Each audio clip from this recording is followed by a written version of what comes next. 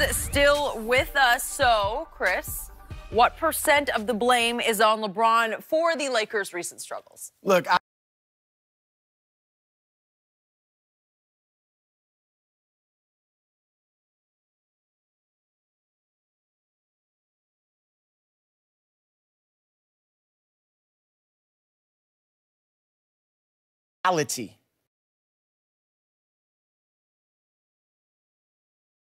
I'm saying 50%. Wow. And here's why. I went higher than you. He is Okay. higher. All the drama, LeBron brings drama, but he's brought drama the last 9 years. Okay? And they've had success. They've gotten to the finals every year. They've won 3 championships. So we know that you can still play at a high level with all the drama that LeBron brings. Also, I have to factor in the good with the bad. Are we even talking about the Lakers if LeBron's not there? Nope. Are they ever the 4th seed in the West this year if LeBron's not there? Nope. No. Well, we shouldn't be talking about him now, except he's there. Yeah, right? but Okay. you take the good with the bad. Now, is it LeBron's fault that he missed 18 games? That Ingram missed 30, or Ingram's missed 11, Rondo's missed 34, and Lonzo's still out. Was he missed 13, and who knows when he'll be back? Right. That I can't put that on LeBron, especially when they were the 4th seed in the West when he got hurt. Is it his fault they went 6-12 without him? No, I can't put that on him. Now let's get to the AD saga. That's what everybody's talking about. I have to put a lot of that on the front office because why didn't Magic and Rob Pelinka get out in front of this? Now, the leaks, we assume, I think it was even reported they came out of New Orleans. We think they came out of New Orleans. You know they did. Okay, there may have been a low-level leaker in the Lakers organization. You know how this works. Who knows? But whatever the case, Magic and or Pelinka have got to get out in front of that and be like, look, I don't know where these trade rumors are coming from. We like our team. Now, yeah, we're like everybody else. We're trying to improve. Everybody but Golden State is trying to get better. But we like our young guys, and we feel good about the team we have. It's called a business decision. All right, every team isn't out there letting it be out there that you want your players traded. They let it go too far, and that's on the front office. How can you stop the runaway train that is Clutch Sports and Rich Paul? They're the biggest Rich leakers Paul of didn't all. give a team. He never gave New Orleans Lakers or bust. And I sure get came across it's that. impossible to divorce LeBron from Clutch. It's impossible. Right. So I get why he's perceived to be involved in that, and who knows how much he was involved with that. We know he wants AD. Right. But I'm saying Magic can get out in front of that and, like I said, say, we like our team.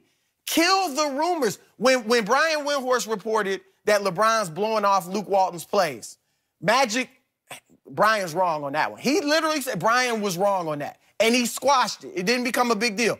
I'm not saying he could have totally squashed it, but that should have been a part. Now, let's get to LeBron, because I said 50%. What I have issue with LeBron in is, number one, you should not have been openly talking about Anthony Davis. When they ask you, hey, LeBron, would you like to play with AD? Man, no, I'm not talking about other players. Do that. Don't be on the All-Star Draft show laughing and giggling about tampering and getting AD and all that. You know, so don't go on Rachel Nichols' interview and say, I'm going to recruit. I'm going to be recruiting. Because that makes your teammates think we not enough.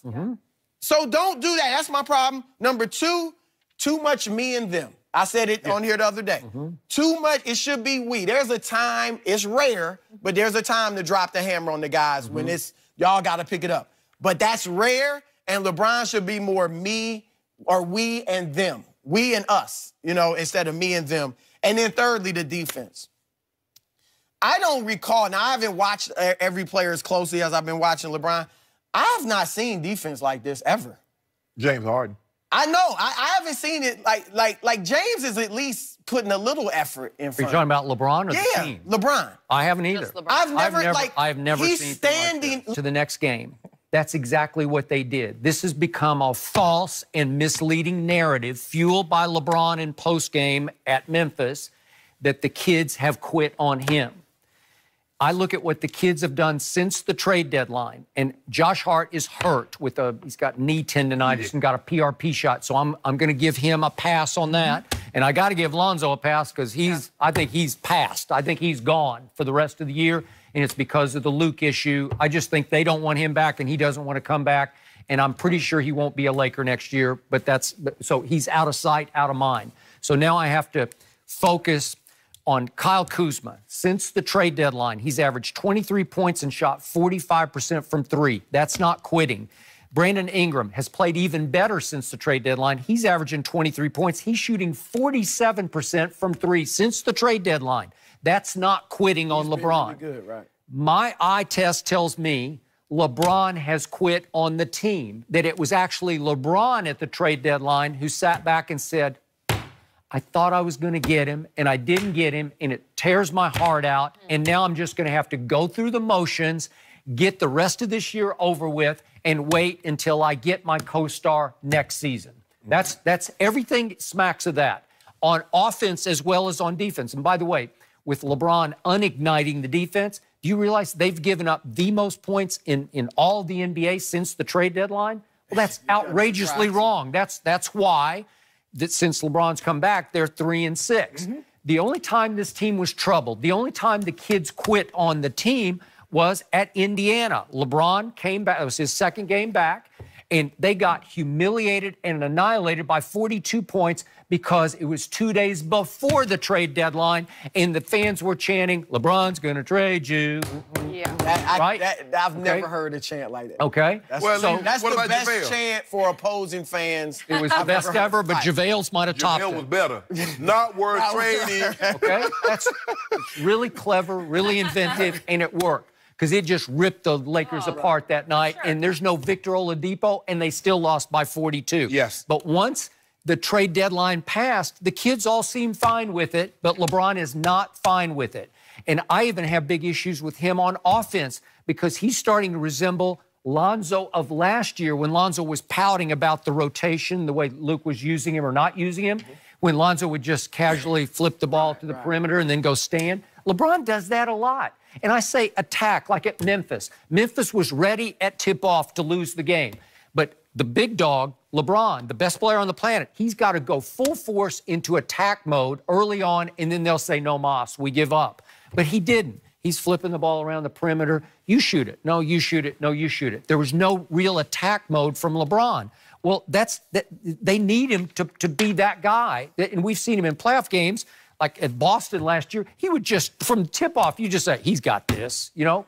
Have you seen that body language? I think he's pacing himself because he's probably not in the best of shape coming back from that injury. Okay, and I think he did get a break. He did get 18 games off. The one question I have for you, though, is if he's quit on them, why would he put it out there, I'm activating Okay, that? well, that sounds because good. Because that puts... Okay, don't puts tell me, show me. Like, I will say this. I do think LeBron miscalculated this going to L.A., thinking there's not going to be... Like, I think he's starting to get more heat now than he's had I'm not surprised by that, but you're right about that. And I think saying I want to be activated only puts the... Now we're really looking, okay, we want to see the LeBron... Okay, have you seen him activate? No. I have not either. But we talked about it, Chris, is that LeBron thinks in his mind, LeBron and us four can get to the playoffs. That's how he thinks. Okay. And he overestimated what was in L.A. before he got there. I'm a guy, and the blame aspect, I'm a guy, if you get the lion's share of the credit, because when they win, LeBron get more than 50% of the credit. Yeah. So when they lose, I got to give him more than 50% of the blame. Look, and I know LeBron can play better, and I agree, Chris. I don't believe he's 100% healthy. I think he's back. He doesn't show the same.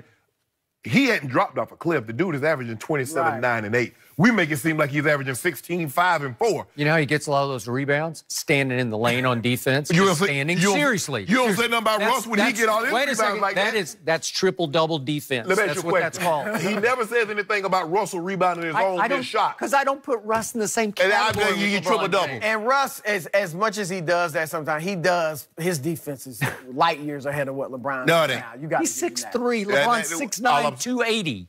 Or 265 or 270. Don't do that, Skip. Yeah. I see what you're trying to get at. I'm not doing I see what you're trying to get at. But look, He's averaging a triple-double in his return, but the efficiency, shooting from the field, down. Three-point line, down. Even free throw, he's already shooting 68% from, now that's down to 65%. That's down. No. And defense, boy. I've never seen a defense like this. But have you seen Rajon Rondo, Lance, JaVale, and Tyson Chandler since LeBron been back? They've been struggling. That's why I said. In the last 7 games, some of the other players minus 73. Well, I mean, yeah, minus 73. No, my bad. Minus 70. They scored 70 points, excuse me. What am I supposed to do with that? What am I supposed to do with 70 points in 7 games between 4? What am I supposed to do with that, Chris? 7 games, wow. But they should be able to beat Atlanta, yes, Memphis, yes, New Orleans without AD, even they lost to Cleveland. Right, well, without LeBron. Okay, last point in LeBron's favor. There was a trade made on trade deadline day. And somehow Big Zoo went to the Clippers, to the rival, the team you're trying to catch. You gave him the guy who was igniting you on both ends of the floor. He had become an inspiration to the bench. He was playing with a new spirit, highly skilled 7-footer. Yes. And again, I asked you, the biggest win of the year for the Los Angeles Lakers came on Christmas Day at Golden State. LeBron was gone in the 3rd quarter. They won the 4th quarter 36-19. Guess who took over? Big Zoo. He had 18 and 12 in that game, and he made 9 out of 10 shots, and the bench was just roaring for him the whole game. How can you trade that guy because you think you need a big, Muscala, to shoot threes? He's been playing. Who's hardly even playing? He's played in 2 games so far. He's 3 of 9 from 3. That goes to my point that some of it, I'm not putting it all on Magic and Rob Pelinka, but some of it is the front office. Okay. We could even argue, why don't they have Paul George? Now, he may have stayed in Oklahoma City to begin with, but he was all about the Lakers, right? And then when Kawhi, like the Lakers soured on him, not soured, but they felt, they weren't as gung-ho. Magic was at LeBron's at 12:01. Pelinka should have been at Paul George's house at 12:01 a.m. Well, Paul George was at a concert. Well, he should have been at the concert with him. Yo, throw the hand up in there. He should have been, they stopped going as hard after Paul George. And I'm just saying, some of it's on the front office, too. That is true. 5 of the next 6 at home. Got him. Time What was to your activate. percentage? 75. Time to activate that's right low now. for you. You didn't even say your percentage. What was yours? 68.5. 0.5. So, in case you're wondering, that extra half really makes a difference. So I was soft. Chris, thank you for joining us today. Does Jerry Jones have enough money to pay all of his stars in Dallas? Well, he's got a yacht. We'll discuss all that next.